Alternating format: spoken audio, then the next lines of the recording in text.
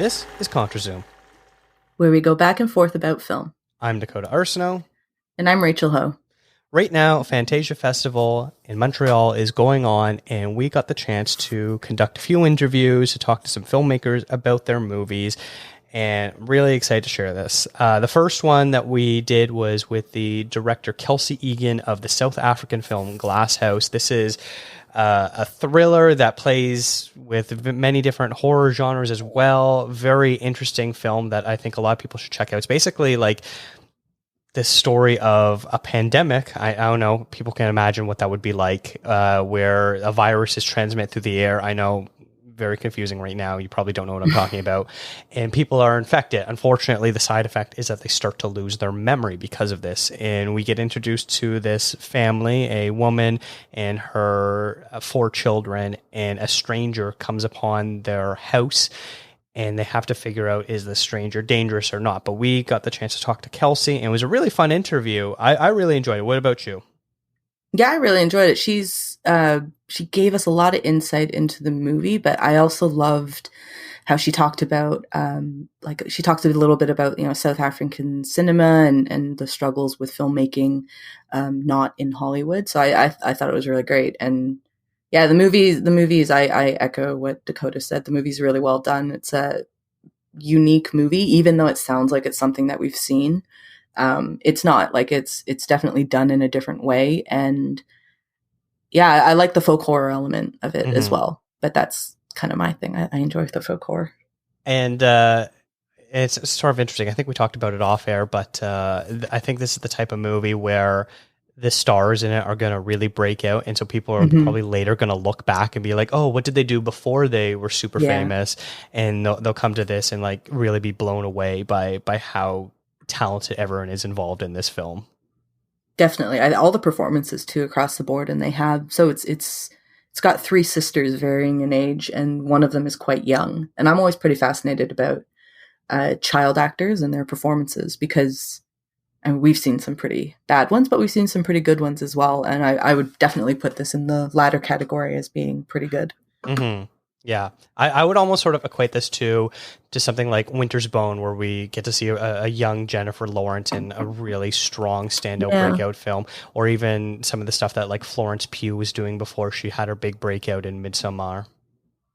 Yeah, absolutely. Absolutely. And actually, I realize now one question I did want to ask her was, because the accent that they use in the movie is kind of I guess what they would call a transatlantic accent. Like it's slightly British, but not full on British. And I was like, that it's an interesting concept to me to use. Why did they pick that? You just reminded me because you're mentioning Florence Pugh. I didn't notice that. Really? Like, because I assumed when it was South African, I was like, oh, they'll use South African accents. And they did not at all. There was just kind of a more, I guess what we would consider like a generic American accent. They use kind of a generic British accent, like just a really flat British accent that is not regional to any particular part of the UK. Interesting. Well, without further ado, people will now get the chance to listen to our interview with Kelsey Egan. Once upon a time, there was a girl. She came upon an enchanted castle made of glass. Only people who remembered their names could enter there. We gather in thanks for our sanctuary from the shred. In a world of madness, we have found order. What are you doing? Here, we are safe. You have welcomed a threat across our threshold. We are now joined by Kelsey Egan, who is the director and co-writer of the new horror drama film Glasshouse. It is Kelsey's debut directorial feature film after being involved in just about every aspect of filmmaking before. Coming all the way from Cape Town, South Africa. Welcome, Kelsey. Hello. Thanks for having me. Of course, we're very excited to talk to you. We both really enjoyed your film Glasshouse, but I'm curious, as I said, this is your first feature film, and it's having its world premiere almost 8,000 miles away from South Africa. Does it feel weird not being able to attend Fantasia Fest in person? Well, I'm not going to pretend I'm not disappointed because Fantasia is awesome. I would have loved to have an excuse to hop on a plane, but it was the responsible thing to do to keep it virtual.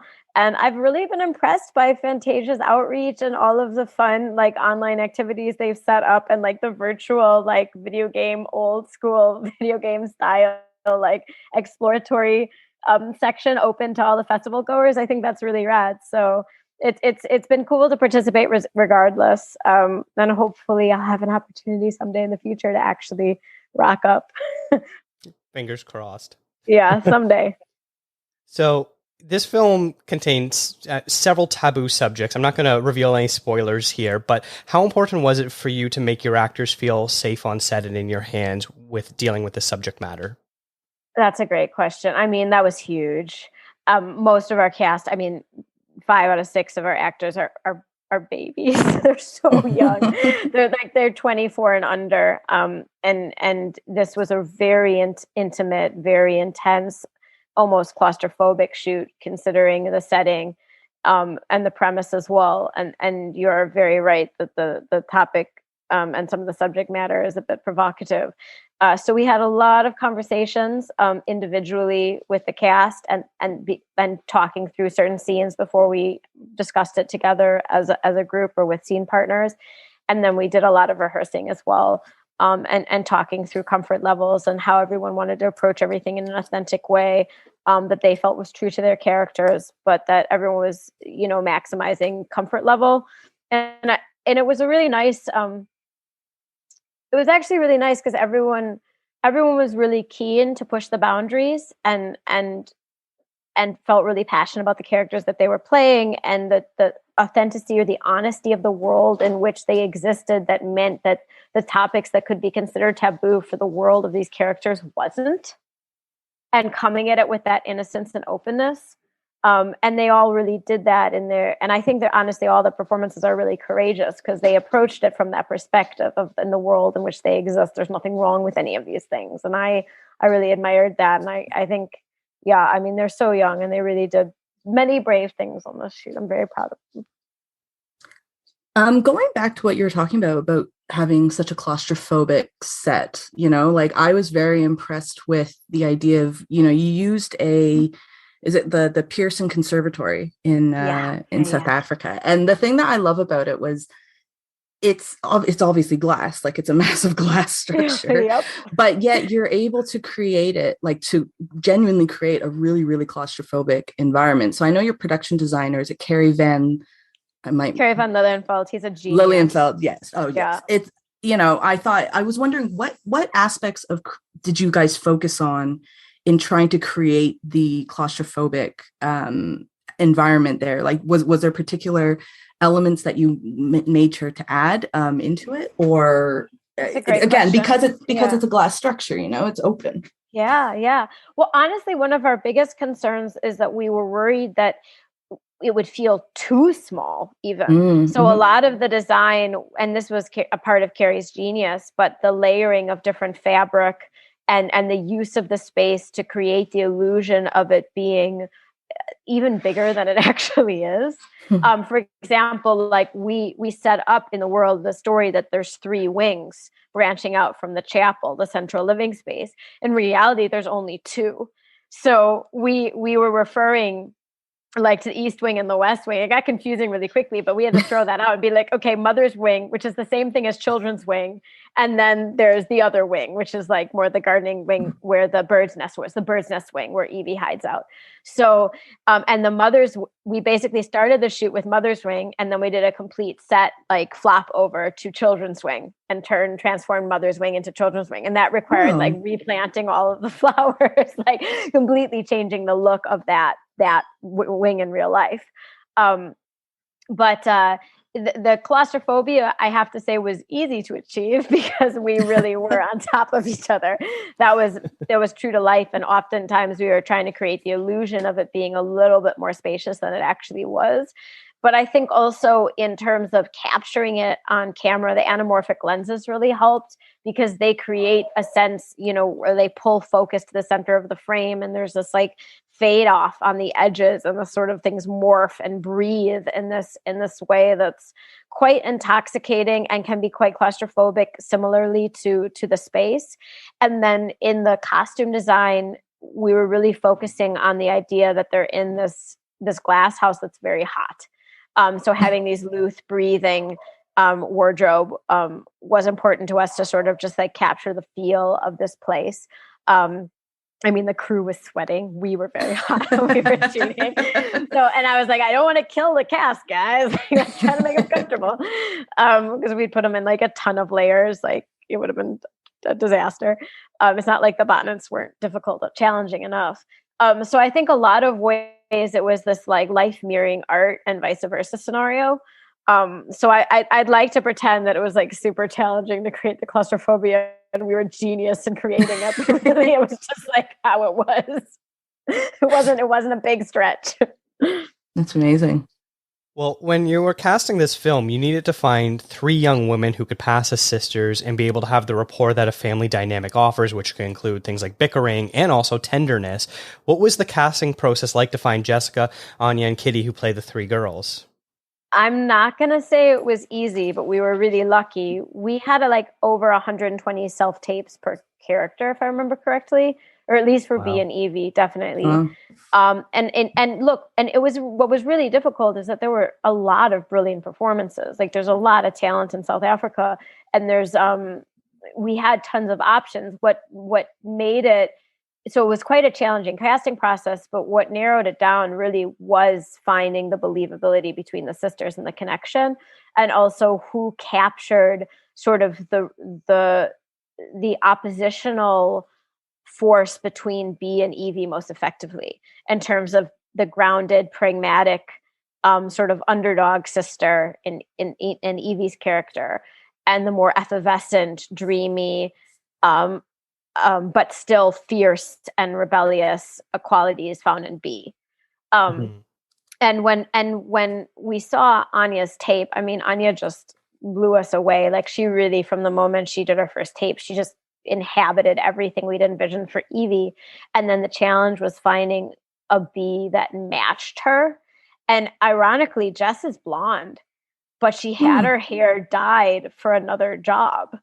And we hadn't found the right, like had a number of very strong B auditions, but we hadn't found a believable option to be opposite Evie that had that sort of oppositional energy, but still that strength and forcefulness, because they're very much sisters, so that they share the force in them, right? They're both really strong characters. Just they go on divergent paths in their strength of character. And B also, like Jess also put herself on tape. That was something she did that meant a whole lot to us. She was like, no, if I'm going to be considered, I want it to be on equal, like it was on equal footing with everyone. Like everyone went on tape, everyone competed for the role. And she also went on tape, and she just captured the energy that we needed to oppose what Anya brought to Evie in a beautiful way. And then Kitty was a find. I mean, Kitty, this was her first feature film. And she played Matilda and done this whole tour as Matilda as a stage actress, but this was her first feature.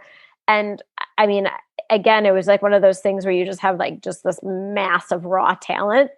And she just captured like the cheekiness and the sort of like, I don't want to say creepy, but the sort of like the energy from, because we really wanted to fight against like, oh, cute baby daughter. Like there are sort of parallels to Little Women in this story, but we sort of wanted to push against that and subvert that as well. So, I mean, Daisy is like endlessly likable, but she's also very much a real person in her own individual personality. And Kitty really captured that. And a little way too into knives. Yeah. It's so funny you say that about Kitty playing Matilda, because while I was watching it, I thought she kind of reminds me a little bit of like Mara Wilson, who obviously was in the movie. And I thought that, but I was like, oh, it's just a little girl. Like, you know, maybe that's what I'm equating it with. It's just two young actresses, but that's really funny. So carrying on from kind of the casting choice, but specifically looking at the fact that they're sisters, I really took to this film because I like science fiction that deals with trauma, or rather, I should say, trauma themes that use science fiction to their advantage, and kind of explores that side of humanity, because it's a great genre to do it in, I think. I completely agree. And I saw this great Canadian movie, actually. It's called Between Waves, and it's also deals with trauma, and it uses science fiction. And I was talking to the director of that movie and talking to her about how it comes from a real feminine or a female perspective, because, you know, men and women, we deal with grief and trauma in different ways. And I thought you're in Glasshouse, it's pretty cool because the stranger, who is the only man, or other than the brother, he's very kind of fight or flight. He's very survivalist, does what he has to do to just keep going. B and Evie are more emotional in that they're looking at preserving memories, suppressing memories. And then you have the mother, who looks at it in a very obviously maternal way. She's the protector of everybody, and everything that she does, to me, is very motherly. Like it's protecting your kids at all costs.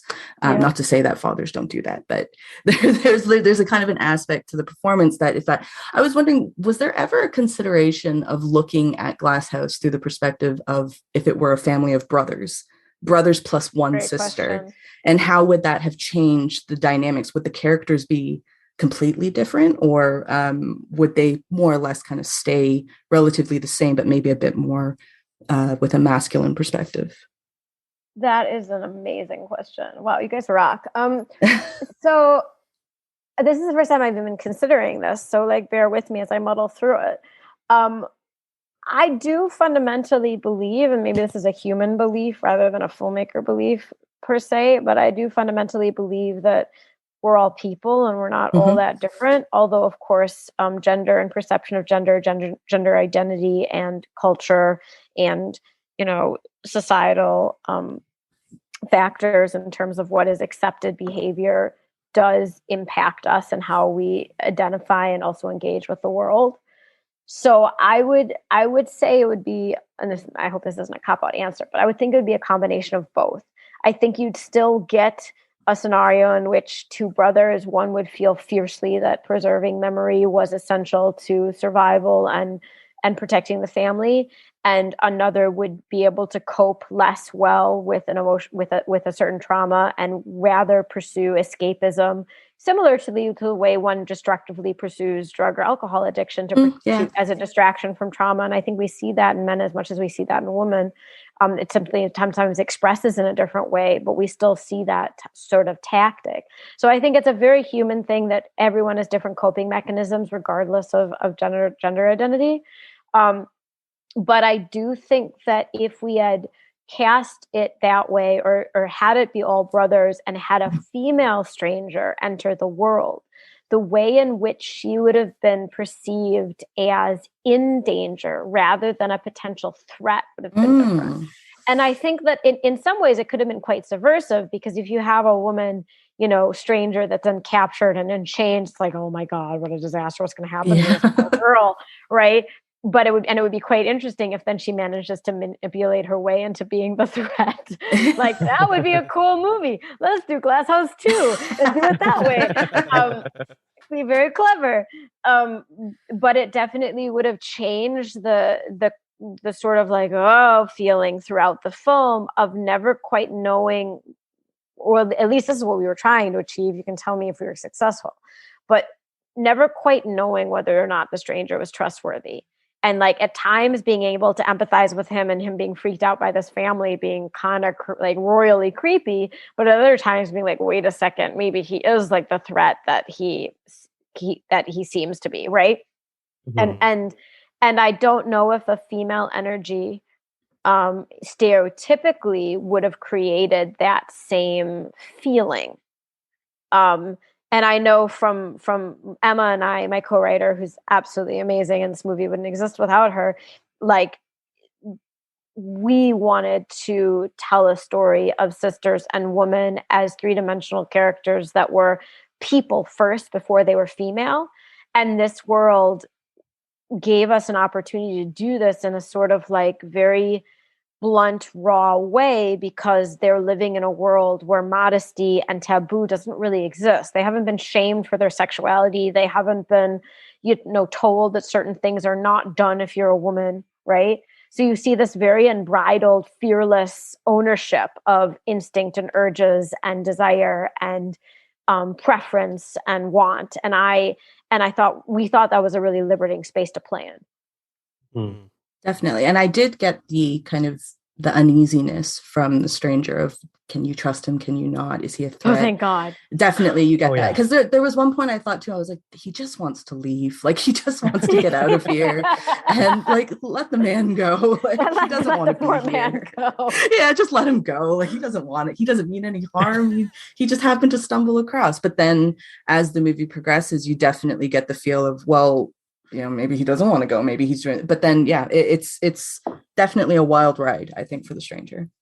Yeah, that's great. And I mean, I think it's a process for him too, of like what he wants and seeing an opportunity and then seeing how far he can take it. Right. But 100%. I have spoiler questions to ask you guys, but I'll wait until later. So this film seems to be, at least on the surface, influenced by COVID-19, as the virus in this film is an airborne one, with the current pandemic getting a brief shout out on a shot of a magazine cover early in the film. Did you and your co-writer Emma look at the pandemic and imagine what it would look like if it was more intense and sort of a scripted story around that? Not really. No? I mean, like, yeah, I know it.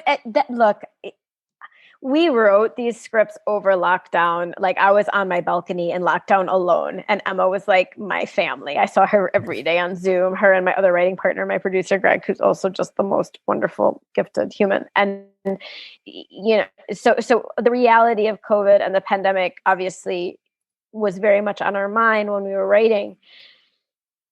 But if I'm perfectly honest, as a genre writer, this is the type of theme and the type of dystopian universe that I've been writing about and thinking about for years.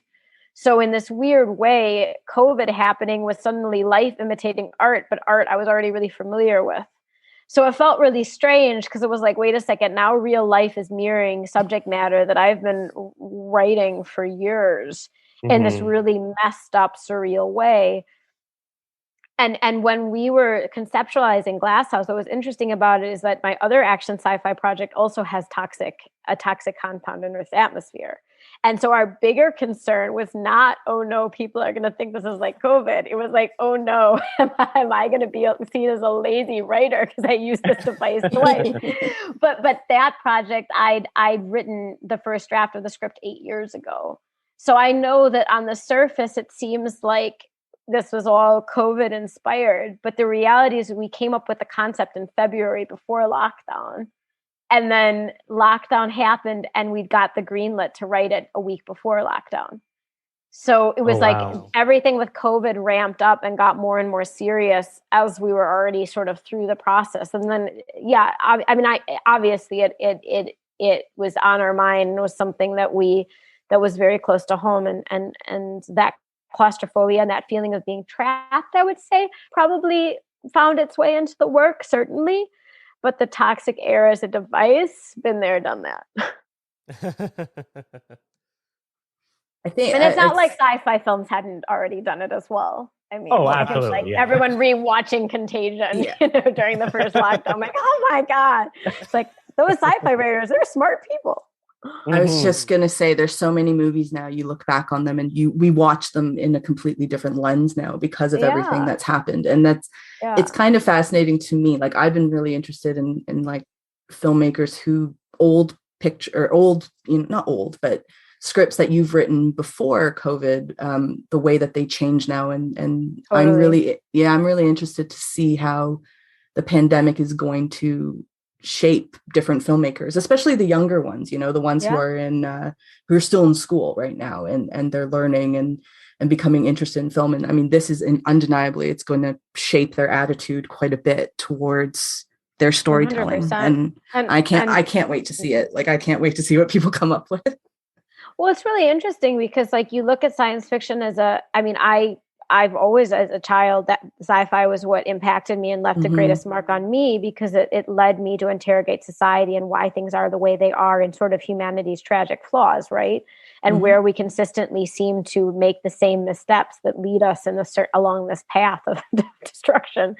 But now to actually be living that and witnessing those same like missteps still occurring, that's where the surreal or the meta experience comes in. And it's like, as a creator, can we now be doing work that not only shines a spotlight on that, but actually finds tools or suggestions of how to address it in a productive way? Because it's all well and good to shine a spotlight on the problems, but are we going to be, as a creative collective conscious, start finding solutions? Because I'm looking at some of the problems we're facing now, even with, vaccine hesitance versus like the ethics of forcing vaccination through manipulation tactics.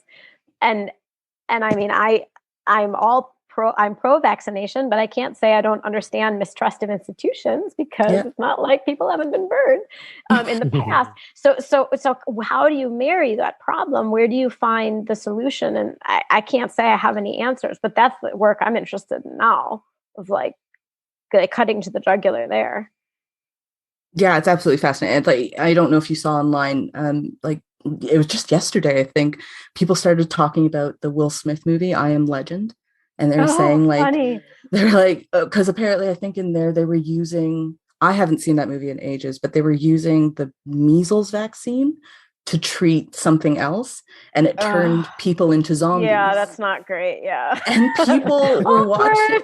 Yeah, and people were like, see, it's going to turn you into a zombie. And then the director of the movie had to come out and be like, guys, I made it up. It's a movie. This is made up. That's really, really awkward. And, fun fact, that was like one of the first films I ever worked on. I was a PA on that film in New York. Wow. That's so cool. Yeah, I have very fond memories of being on that set, but and locking up Fifth Avenue, and all the New Yorkers were just thrilled with us for doing that. But I think that sort of haziness or fuzziness between fact and fiction is sort of the reality that we're wading through right now. And I always thought truth was a more concrete, accessible thing than it seems to be now. And I think, going back to your previous question of how did the pandemic impact your writing process, maybe I'm not giving it enough credit, because as we were writing, it became very clear that B has her version of reality that she adopts for survival, that she wants to be real because it enables her to live with herself. And B has her version of reality, which she holds as truth, that she makes sure that she preserves. Which version best serves them? Mm-hmm. It's an individual choice. And then it's like, to the extent to which truth matters, right? It's I don't know, it's a scary topic.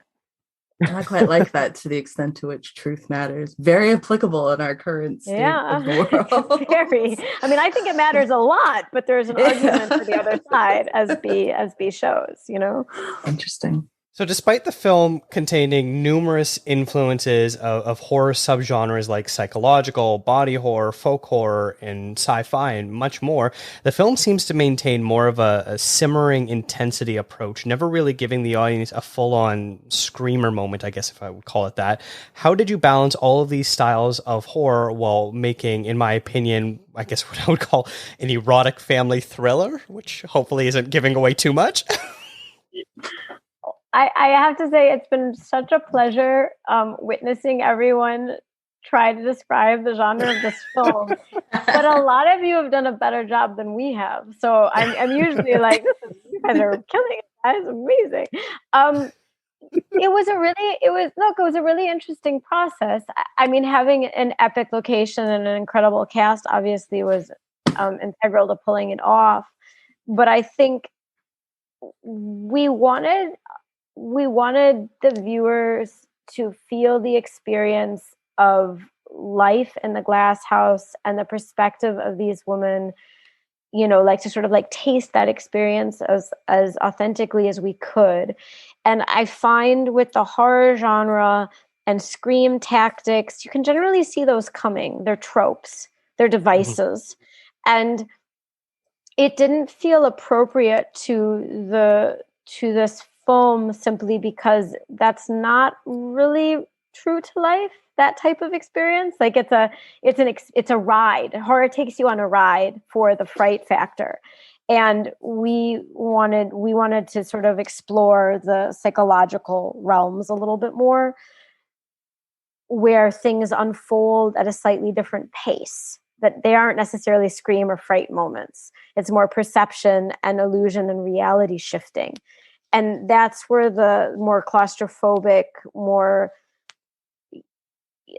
I mean, like to try to create, and we worked on this a lot in the edit, but to try to like slowly build intensity and tautness and energy throughout the film in raising intensity. And that was definitely a pacing thing to keep that tension, but in a way that felt identifiable and relatable as an experience that you could relate to, of finding something out about someone that you hadn't realized before, or questioning yourself, or suddenly thinking that the reality that you'd bought into or married into as a narrative that you could get behind had completely turned upside down. And I think we wanted to take the audience along on that ride in a way that felt like an inner journey, if that makes sense.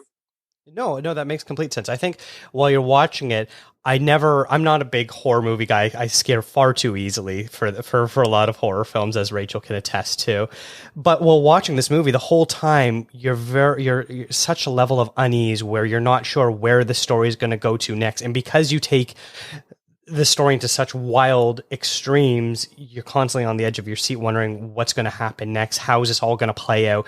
And there's also a bit of a level of confusion where, as an audience member, you're not quite sure what any of the characters are really thinking or planning next. So that really does add a certain element of thrillerness to it, I guess, if you want to call it that. Yeah. We didn't want the answers to be apparent. Like, I mean, I personally, I love films where you're just catapulted into the world and you have to figure everything out. Mm-hmm. And it was really important to us that we let the world build around the characters in such a way that the audience had to piece together and come up with their own opinion on these dynamics and what was real and all of that. But I will say it was a really probably most challenging storytelling element of this process was getting that balance right, because you also don't want to frustrate the viewer, and you don't want to hold back information in a way that's obnoxious, and you want to have enough context that you can piece things together, but still not time the reveals in such a way that it can be a satisfying viewing experience. And one of the things we did in with our test audience and in the post-production process is, for example, like, I think Emma's and my style is generally like we give our audience a lot of credit. We assume that the viewer is far more intelligent than most films give people credit for. So we'll be like really sparse on stuff. And it was really cool because our test audience came back being like, okay, but we really wanted to know this. We really wanted to know this. And we're like, yeah. Okay. So then with ADR and edit, we actually listened to that and we seeded in one or two points a little bit clearer, a little bit sooner based on feedback we got. And I'm actually really grateful to the test audience because we were so close to the story. We thought certain things were obvious before they actually were. And only through these completely objective viewers being like, no, we only got it there. And we're like, are you sure? We thought you were going to get it here. You know what I mean? And so it was very much a collaborative process of being like, oh, okay, all right, well, let's make sure you get it here so that the payoff can land more effectively later on. So we were definitely like, you know, that whole idea of you make a movie 3 times, you know, in the writing, the script, while shooting and then in post was 100% true for us, all with the same goal in mind, but to be as effective as possible with the creation of this tension and piecing things together as you go. I'm a huge fan of horror, specifically folk horror. And I love that in this one, like, it's interesting to hear you say that, you know, you added more, because I still think that there's quite a bit of ambiguity in a very good way. Like there's a lot of space for an audience to kind of build their own legend or myth about what led to them even being in there in the first place, like what happened there and what's going to happen in the future. And that was one thing I loved about it, was this idea that you could genuinely build your own folk horror like legend out of this premise, like this premise. And I think that was brilliant. Switching gears a little bit away from Glasshouse. Now, you're South African, and before we got on here, you were talking very passionately about South African cinema and having it be more prominent on the world stage. And it's definitely something I think Canadian filmmakers can empathize with as well, because being so close to the States, our talent generally goes south before they do much at home. But looking at South African cinema in general, you guys are having an incredible year this year. Like in particular, I thought like Gaia was premiering at South by Southwest, Five Tigers at Sundance, the movie Moffy, which also stars Hilton Hilzer, had its US release earlier this year, and everything has been received like incredibly well. Everybody's had just glowing things to say about it. So I was wondering if, I know I'm putting you a little bit on spot because I didn't give you any time to prepare for this, but are there any South African movies, like definitive, old, new, that you would want our audience, an international audience, to be aware of that maybe it didn't come across in North America or in Europe or wherever else? Interesting. Okay, so a couple of things that I just want to clarify. I don't know if you've noticed, I mean, I'm sure you have, but my accent is wrong. I wasn't going to say anything if I was a little rude. No, I think let's flag that, because it's a thing, and I wouldn't want to appropriate inappropriately. I grew up in the U.S. Okay. I'm a transplant. I am a dual citizen of South Africa and the United States. Okay. But South Africa is very much sort of my heart home. And after a childhood in the U.S. and growing up, you kind of like swallow the America propaganda that to be successful, you need to be in New York or LA. And I kind of like, the older I got, the more I was just like, I'm really not comfortable with this. And I remember when I went overseas for the first time to France, I was like, I've been lied to, because it's like you just get taught this narrative that America is the best place in the world and you're so lucky. And then you leave and you're like, wait a second, it's like really awesome everywhere else. And there's pros and cons to everywhere. So in my time in South Africa, or when I first experienced South Africa, I was actually really humbled by how much I felt the U.S. could learn from this country in terms of their approach to all sorts of things. The obvious would be, the history of apartheid and relationships and dynamics between cultures and race demographics, which, the way South Africa has navigated that, really, I think the whole world can learn from, and is quite powerful and profound. But as a filmmaker, when I started out and made my first film here, I just felt like if I was going to be the type of storyteller and the writer that I wanted to be, staying in my bubble and in a world that I knew that I felt safe in was not going to lead to the types of stories that interested me.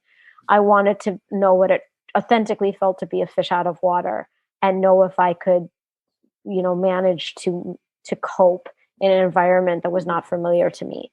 And that was my first impetus to spend a lot of time here. And then all of a sudden it became my home, and, 14 years passed.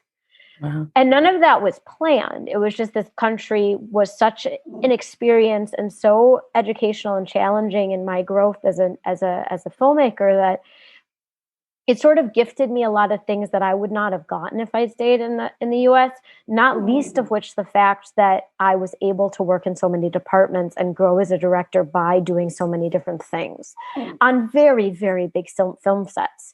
I was never pigeonholed. I got to wear lots of different hats, and that has only strengthened what I can bring to any production that I work on, because I've learned from so many incredible talents who've all come to shoot here, and local South Africans. And I think, going back to your point about specific South African films that are worth seeing and all of that, I think what a lot of people internationally don't necessarily know is that a ton of international work shoots here. Like everything from massive, like Hollywood studio films like Maze Runner or The Dark Tower or Resident Evil, which is actually independent, but it's still in that sphere of massive project, to smaller independent films, to things like Black Mirror, like Homeland, like so many things shoot here. So our cast and our crews have insane amounts of experience creating highbrow, high production value content for the global market. But accessing budgets for local work is much, much harder. And that's why it's like we're sitting on this gold mine of potential without necessarily the finance and the support to deliver on it. And this new generation of filmmakers that's coming out with these incredible projects, it's based on that collective knowledge base and skill set from servicing all the international work and working with all the internationals that come here and growing and expanding on that, and also rebelling against the cliche that to be a South African filmmaker, you need to tell a historical story or an apartheid story. Being like, no, we can tell whatever story we want and still be South African and still have a unique point of view, whether that be sci-fi or horror or any genre that you want to play in, or rom-com, right?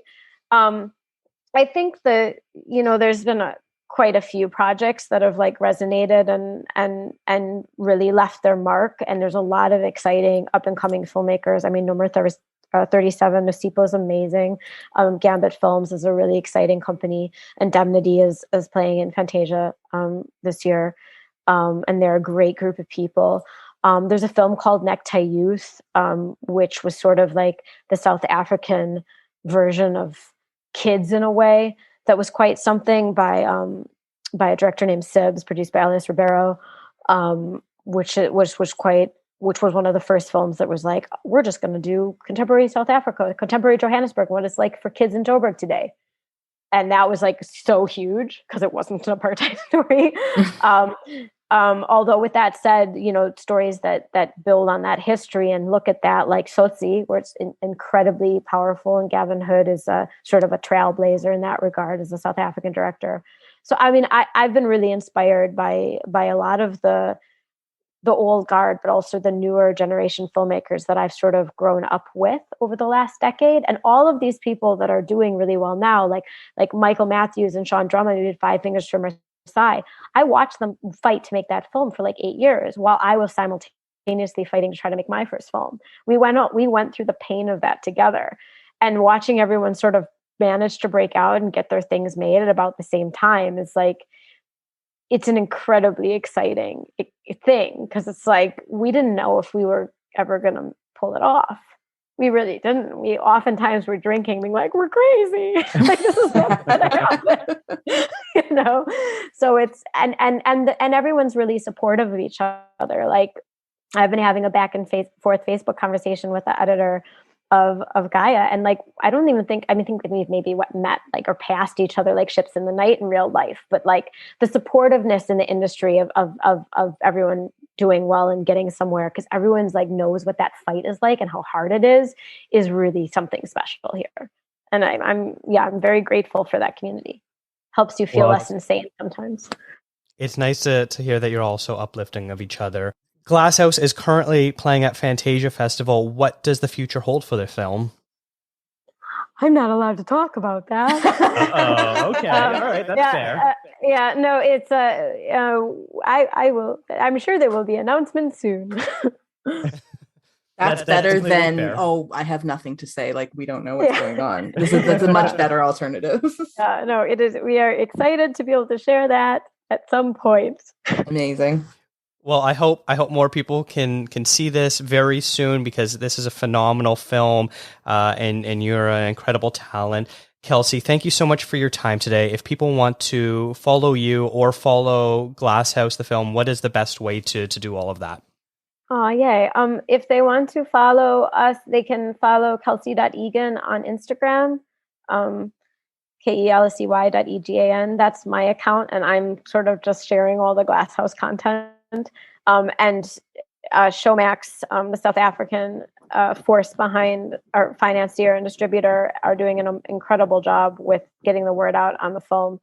But I just reshare everything that they share, essentially. Over the next month or two, they're going to be gearing up with their publicity.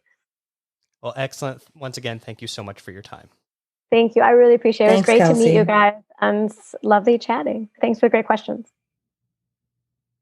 So yeah, that was a fun one.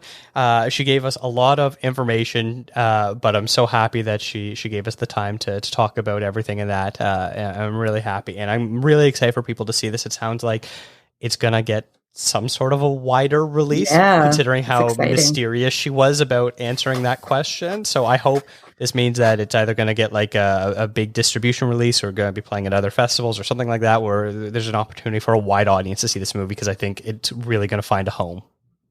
It's like really exciting to hear that, because so many times when you ask that question of like, so where's this movie going, especially in a film festival, so many times they're just like, well, we're still looking, we're still hopefully getting some distribution. Trying to have distributors. We're playing another festival coming up, but yeah, that's about it. So it's cool when she's being a bit more mysterious about it, because it's like, oh well, there's definitely something brewing. And I love what she said too about not wanting to pander to audiences, like assuming the audience is smart, because, I think there's so many movies out there now that it just, everything wraps up in such a neat little bow for audiences, and it's spoon fed along the way, from the dialogue to the music to, really obvious camera shots. And I like that this one was, it gave a little bit more, what's the word am I looking for? It gave a bit more credit. The audience is a little bit more credit, which I think more filmmakers should do. 100%. Now, the next interview I did on my own. You unfortunately weren't able to join, but it was a movie that we've actually covered before, and that's Alien on Stage. And really, really fun movie for anyone that isn't familiar with this. This is a documentary about a group of bus drivers in rural England who decide to put on a theatrical version of the film Alien, the 1977 horror classic, and how this group of people, notably the two directors among them, saw this play and was able to get them to put it on stage in London's West End, and now they're all like huge, very well known in the community for putting on this production. This movie is so much fun. It's got so much heart, and you can't help but smile at it of how enjoyable it was for everyone to be a part of this experience. But I really enjoyed it. I got a chance to talk with both of the directors, and we had a really good opportunity. But we'd actually covered this movie back in South by Southwest, and both of us were a fan of it. Yeah, and I like that we were given an opportunity to watch it again. I was really, because it starts with an A, so it was kind of like the first one in the gallery, one of the first thumbnails that popped up, and I went, oh, like shit, like we get to watch this again. That's amazing. And yeah, I completely agree. And the same thing that we said in the South by Southwest episode, it's a really, really heartwarming story, and hopefully very inspiring to people, especially coming out of like over a year and a half of being in lockdown and having to deal with different varying degrees of quarantine and things like that. So I think it's such a great movie for right now, of just, achieve your dreams, even if it seems kind of not silly. I don't want to say silly because it sounds a bit degrading, but even if it seems very far-fetched, like I don't think anybody who, an amateur actor in Dorset who, is a bus driver would ever think one day, oh, we'll be stomping on the boards on the West End, let alone like right in Leicester Square. But dream big, because who knows? Like, who knows? It's like stranger things have happened in the world. So, yeah, I love this documentary. Happy that I got to watch it again. Really, really gutted that I didn't get to make the interview, because I would have loved to have talked to them. But yeah, I'm sure you did a great job, and I can't wait to listen to the interview too. Well, thank you. Well, speaking of which, here is my interview with Danielle and Lucy, the directors of Alien on Stage. Oh my God, how are they going to do that? Oh God! We all thought it was going to be another pantomime. And then somebody came up with this idea. I'm Luke, and I wrote it. Dave is my dad, and he's obviously the director. My mum, who's also playing with me. Calling Antarctica traffic control. And my granddad designed the set. Fire chamber. Fire chamber. Drivers involved, supervisors, engineers. With an articulated mouth. Every alternative I come up with, I hope has done what Ridley Scott would have wanted to do, but in a more basic format. Today we are joined by Lucy Harvey and Danielle Coomer, the directors of the documentary Alien on Stage. The film follows a group of bus drivers from Dorset, England, as they are mounting a theatrical production of the classic 1979 sci-fi horror film Alien. The success of their production allowed them to travel to London, where for one night only they performed on stage in London's famous West End. The film is as much about celebrating underdogs as it is about fandom. Lucy and Danielle, thank you so much for joining me today. How are you both? Great, thank you. Yeah, good, thank you. Happy to be here. Can I ask where both of you are coming from, since this is about Fantasia Festival, which is in Montreal, and I know you're not in Montreal right now. No, sadly not. I'm in London, UK. I'm in Barcelona.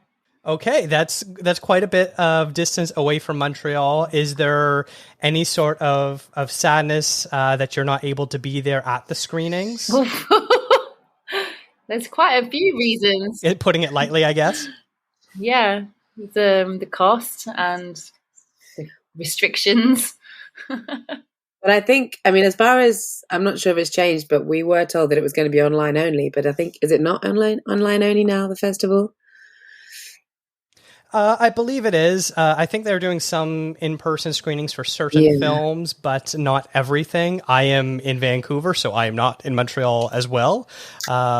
So that's the only way I could see it. Yeah, no, I was very sad that we can't go. It's the long list of lots of festivals we haven't been able to attend, but hopefully things are opening up some parts of the world soon-ish. Well, I guess the first question I have for you is, once you started this documentary, what was the most fascinating aspect that you learned about how Alien on Stage was put together as two people who just went as fans to see this production?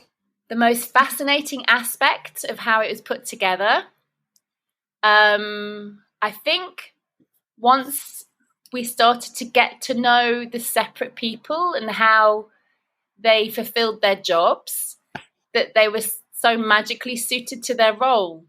Like each person, it was meant for them to do that job. Like Ray, the granddad, was a builder, so he became the set builder, and it just was like a natural progression. And Pete, the prop maker, made model cars and, just desperately wanted to kind of like get involved and do it, like a proper project, and turned his spare bedroom into a model making studio and really got involved in the process. And Dave, being an ex-military man, just was so suited for the logistics of organizing everybody and, everything that needed to be done. And then each person's, the way they were cast for their role somehow ended up being so suitable. I don't know how they managed to get the casting so well. If you think about them as a collective, like they really did a good job choosing the right person for the role. And it goes on, like the lighting and the sound effects and the costume, the young crew who were doing that, the Luke, the son, and his girlfriend Amy and their friends. They just did a good job. How they were all able to just bring that together and make it work was really fascinating as well, because I don't think most people could be able to do that, but they just seemed to get it together and have it happen. And the icing on the cake was when you found out how suited they were to all their separate roles that they'd never done before. That the stunt double, Sue, rode a Harley Davidson. So she was like a kind of the only stunty person in the group. So it was just like magic. Yeah, that was a funny shot where I've watched this movie for the second time. I first saw it at South by Southwest during its first run there, and then again for Fantasia Festival. And I forgot that when she pulls up in her motorcycle, she takes her helmet off. I'm like, oh, that's right. I forgot about that. That's a great little touch that you included in there. Yeah, she's the stunt double Sue. And we love the fact that she's so used to carrying something under her arm like that. So she's got her cycle helmet under her arm a lot of the time. And then when she's on stage, she's got her fake head under her arm. It's just kind of perfect. Speaking of all these different people, one of the standouts from the actual production of Alien on Stage is the innovative ways that Pete created different props on a limited budget using household products, particularly the tail and using compressed air. Did the Grassroots method of production influence or inspire how you shot and edited the film at all? Yeah. It inspired us because I think the influence was we shouldn't really care about our lack of experience. And if it looks a bit wobbly around the edges, it shouldn't really be any of our concern. We should just get on with it. That was the inspiration and the influence. Yeah, totally. They just had a way of just getting on with it and not letting their inexperience and lack of know-how get in the way. And as us as first-time filmmakers, we did totally let that inspire us, and just made that we just went with it, and yeah, took inspiration from them. Totally. The documentary is as much about, Dorset bus drivers and their production as it is about a small group of people who believe in what they're doing, raising both money and awareness about the play, and are able to get the theater troupe the attention they deserve for their hard work. As both the people who helped bring the attention to the stage production to the masses and made the film about it all, how do you sort of reconcile how much to insert yourselves into the film? The inserting ourselves into the film was difficult at first. Danielle and I couldn't quite reconcile whether we should be in it or not. And then we very quickly realized that there's no way we can't be in it, because how will we tell the story? So we let go of that strange concept that we're somehow outsiders in this situation. And I think after the first day of filming, we stopped trying to ask them to ignore our presence, which was just insane. And then everything flowed from then. Yeah, there's a few scenes where clearly they're speaking directly to the camera, and then they almost shift their focus to almost ask your opinion or get you involved a little bit. And that's sort of where I noticed that fourth wall was really breaking down between what's the difference between documentarian and co-star of a film. So I'm curious. Luke, who wrote the play adaptation, apparently pitched versions of Kill Bill, Pulp Fiction, and Tombstone, among some others. Do you think if it had been any of those that were chosen, that either of you would have gone to see the show, or would have become the hit that it was if the Alien eventually became? I doubt it. I don't think those films have quite the same cult following that Alien does. They're definitely as creative in many ways, but I think Alien is so unique in so many people having watched it and adored it from such a long time ago, that it's sort of been around for so long, and people have been so into it for such a long time. I don't know. It's hard to say. It really depends on whether the poster in the supermarket for Kill Bill, the amateur production, would have captured the attention of our friend. If he'd gone, oh my God, they're doing Kill Bill, an amateur production, let's find out more, then we may have gone. But that didn't happen, so we can't say.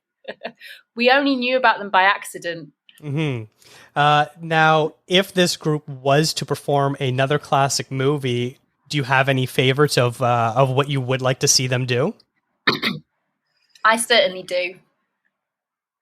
From the offset, I tried to think what film is iconically famous and in everybody's subconscious mind has a really awful baddie that keeps appearing and killing people one by one and would be impossible to put on a small stage. Like, the opposite of space is the ocean. And I think they should do Jaws. I'd watch that. Danielle, do you have any thoughts of what they should work on next?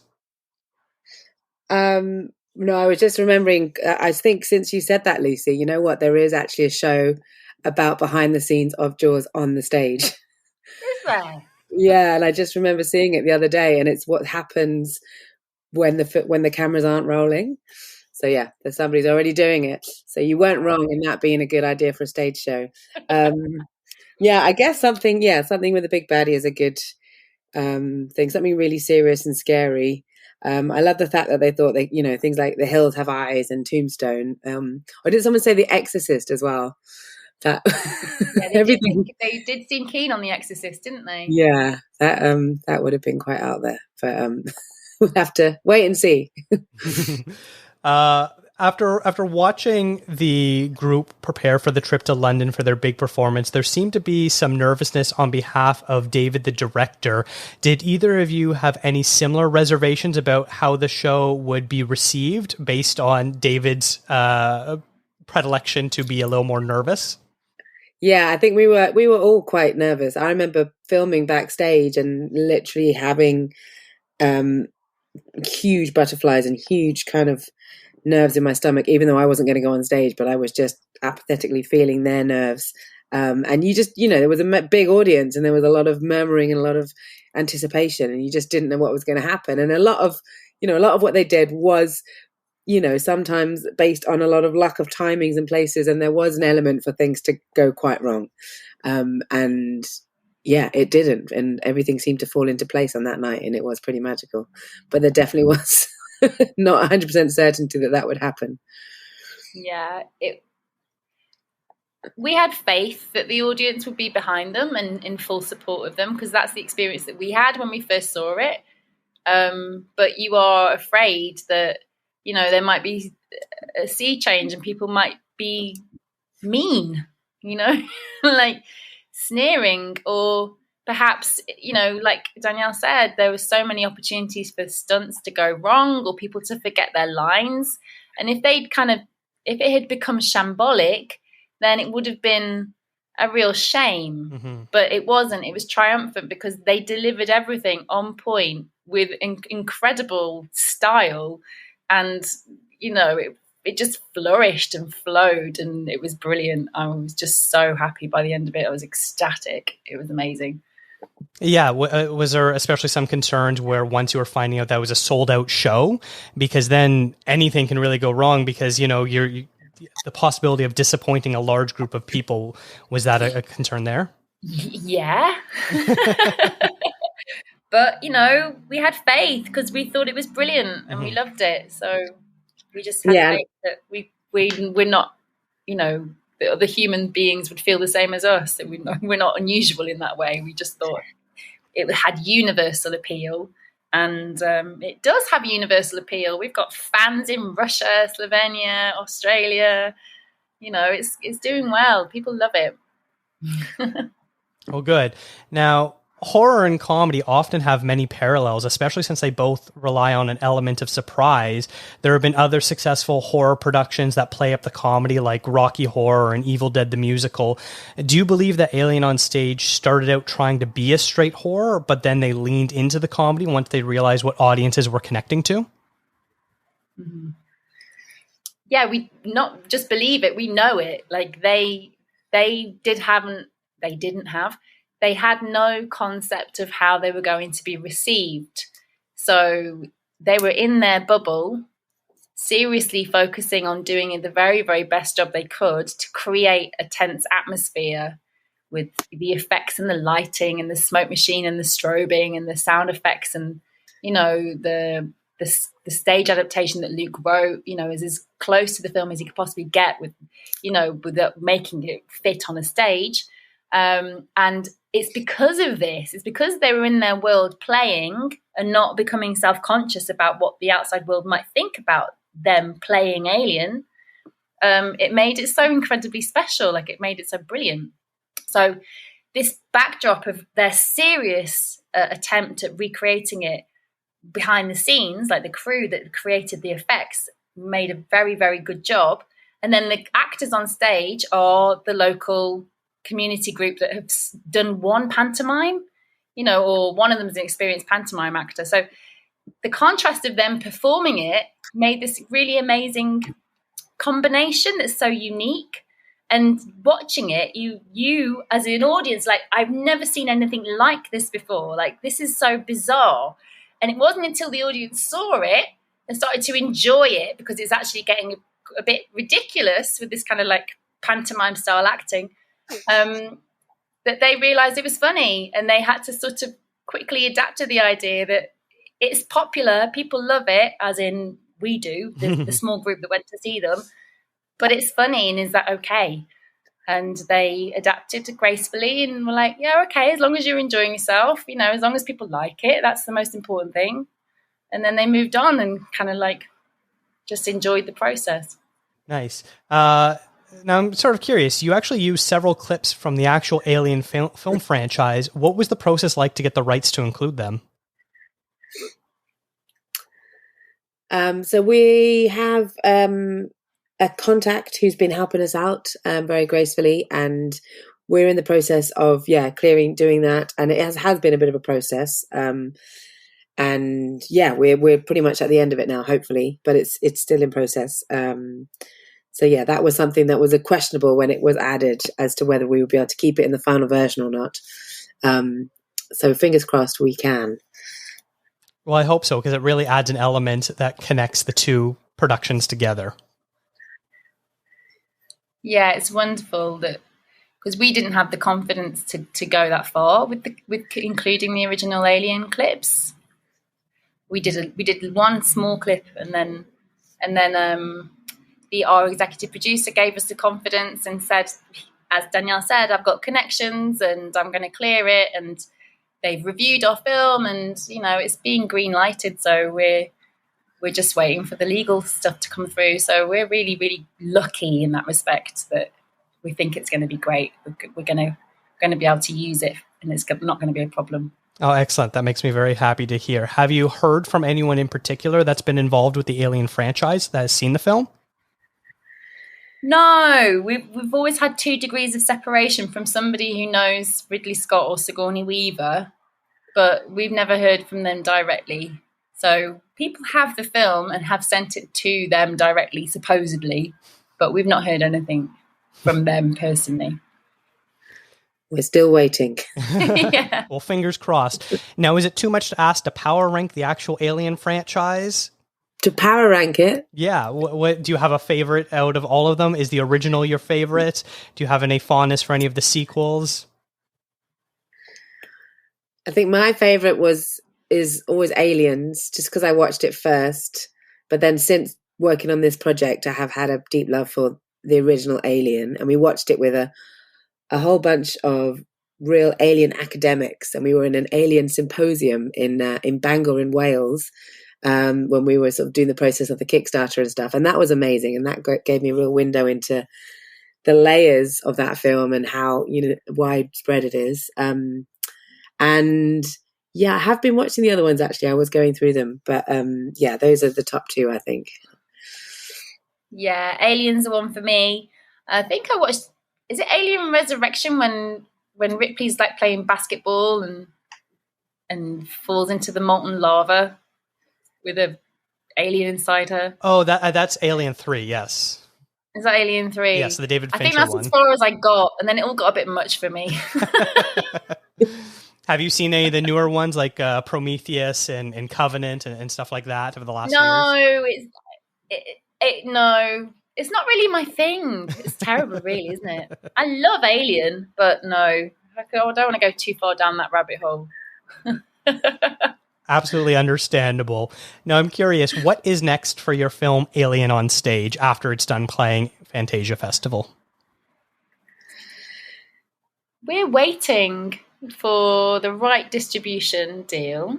So if in any chance somebody at Fantasia Festival is listening to this very thoughtful podcast, they can get in touch because we're still on the table.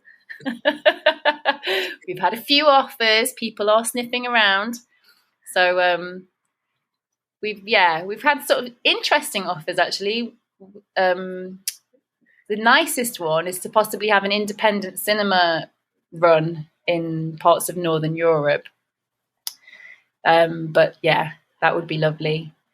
And then we've still got a few more festivals coming up, and hopefully we'll be able to actually see it at a festival and see it with an audience.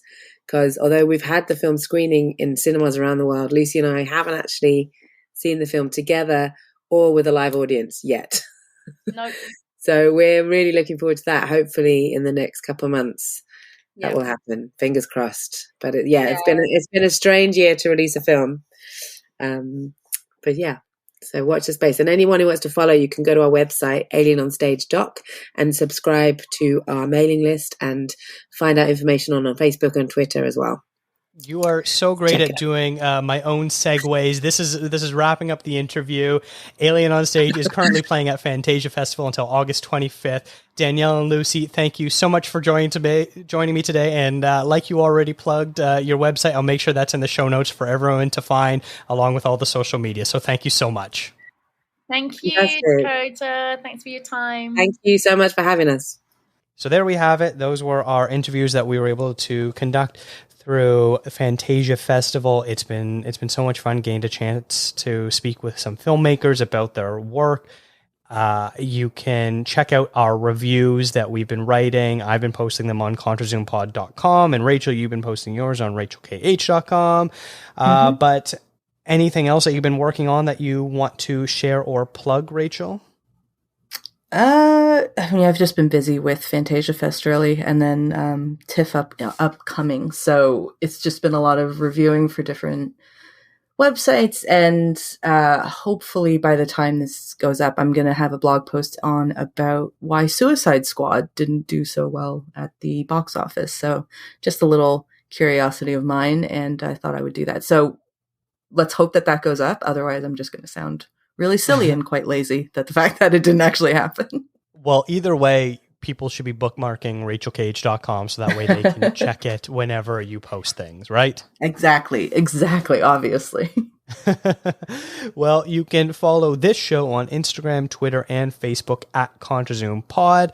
And if you've been checking anything out during Fantasia Fest, send us an email, contrazoompod@gmail.com. Thank you to Eric and Kevin Smale for the theme music and to Stephanie Pry for the logo design. If you do like to listen to your podcast on YouTube, we do post all episodes there as well. Thanks for checking us out.